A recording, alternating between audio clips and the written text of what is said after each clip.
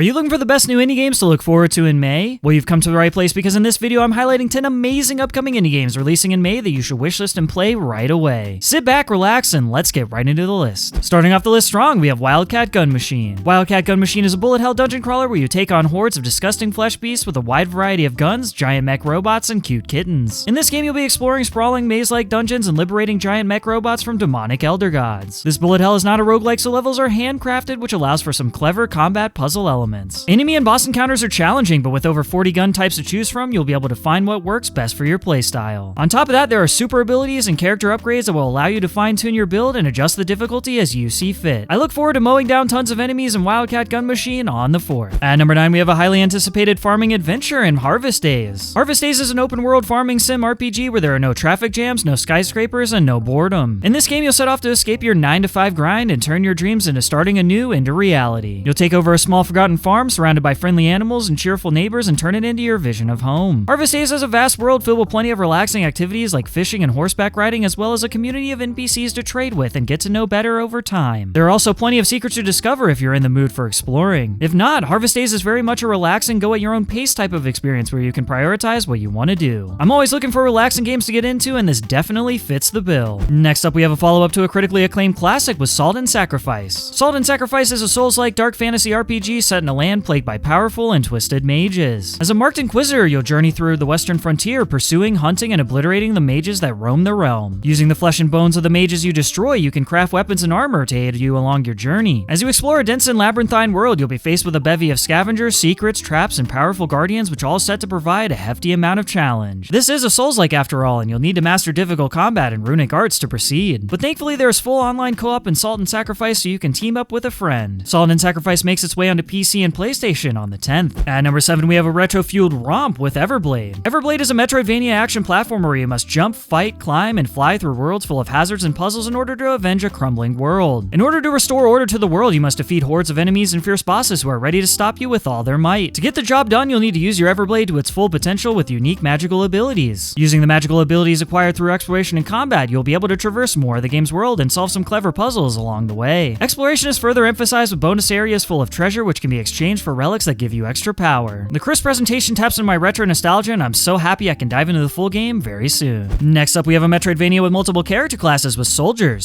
Soldiers is a Metroidvania set in a sprawling fantasy world caught between the living and the fallen. In this game, you'll need to outweigh your enemies, solve nefarious puzzles, upgrade your character, and explore every corner of an intricate, handcrafted world in order to battle your way to the heart of the mystery. While the 16-bit visuals drew me in initially, what kept me intrigued with Soldiers is the class system. This is a Metroidvania with multiple classes that provide different attack styles, which is a massive plus for me. Whether I want to go full melee or cast spells or go for a more ranged approach, Soldiers has that, and it's that kind of flexibility that I love to see. I look forward to slashing, parrying, and dodging my way through this interconnected world later this month. At number 5, we have a game with an incredibly expressive presentation in Floppy Nights. Floppy Nights is a tactical turn-based deck-building strategy game where you must lead tangible projections summoned from floppy disks across the battlefield. As Phoebe and Carlton, a brilliant young inventor and her robot-armed bestie, you'll square off in turn-based battles, select your knights, hone your deck, and execute your strategy for victory. Each deck in Floppy Nights represents a different faction and strategy to help you find your unique fighting style. Whether you're a tactics veteran or playing for the first time, snappy battles and numerous card combinations will keep you on your toes to find the perfect strategy. You can take advantage of cards that add and flip complementary cards so you can execute seamless combos. Floppy Nights draws onto Steam on the 24th. Next up, we have a game with plenty of magic with Little Witch in the Woods. Little Witch in the Woods is a crafting RPG adventure that tells the story of Ellie, a witch's apprentice. In this game, you'll explore the mystical forest, help the charming residents, and experience the daily life of a witch. In order to complete your apprenticeship, you must go to one of the witch houses and help the surrounding villagers. As a witch's apprentice, you can concoct potions, but in order to do so, you'll need to explore a fantastical world and gather necessary materials along the way. Along your journey, you can meet new friends, communicate with cats, go fishing, or just relax before going on an adventure the next day. There are even secret areas filled with special items and even some shortcuts to make travel a little bit easier. I can't wait to see what else Little Witch in the Woods has in store. At number 3, we have one of my most anticipated 3D platformers of 2022 with KO the Kangaroo. KO the Kangaroo is a 3D platformer adventure inspired by the golden age of 3D platformers. As you embark on an epic journey, master magical gloves, and explore lush environments, you'll take KO through his most grand tale yet. In order to uncover the truth about his father, KO must take on new challenges with plenty of jumping, punching, puzzle solving, and a heavy use of magical boxing gloves oozing with power. The environments and character designs look amazing, and gameplay-wise it has plenty of that sweet collectathon action that I can never get enough of. I've always had a fondness for the KO the Kangaroo series, and after playing the most recent Steam Next Fest demo, I'm convinced that the full game will carry the mascot's legacy well. Next up, we have a roguelike with a very unique mechanic in Loot Loot River. Loot River is a dungeon crawling action roguelike that combines tense real-time combat with spatial block shifting. In this game, you'll need to explore procedurally generated labyrinths which are filled with slidable ruins and a series of tile puzzles. These sliding tiles will not only help you traverse these labyrinths, but they'll also be paramount in fighting hordes of beasts and bosses. These beasts hit hard, but you can isolate them or retreat from them with a slide of a tile, which throws a whole new level of strategy into the mix. As you venture through the catacombs, there is a wealth of new weapons and gear to discover, as well as unholy knowledge to unearth for permanent upgrades. The wait to experience Loot River's unique mechanics is almost over, and I can't wait to check it out. At number 1, we have one for my farming and life sim fans with My Time at Sandrock. My Time at Sandrock is a life sim crafting and farming RPG that takes place in a wholesome post-apocalyptic world 300 years after the day of calamity destroyed most modern technologies. As a fledgling builder, you must use your trusty toolset to gather resources, construct machines, and turn your rundown workshop into a well-oiled production facility to save the town from economic ruin. What impresses me so much about My Time at Sandrock is how the game is built upon its predecessor, My Time at Portia. After gathering resources, you can craft hundreds of unique items, farm to grow crops for money, and assist with building up the community. Monsters await in this game, and combat looks very engaging. My Time at Sandrock crafts its way into early access on the 26th. So which games from this list are you most excited about? Let me know in the comments below. If you like this video, please leave a like, and if you're always in search of your next favorite games, then make sure to subscribe for more videos like this one. Speaking of more videos like this one, you can click on either of these links on screen now, and I'll see you in the next one.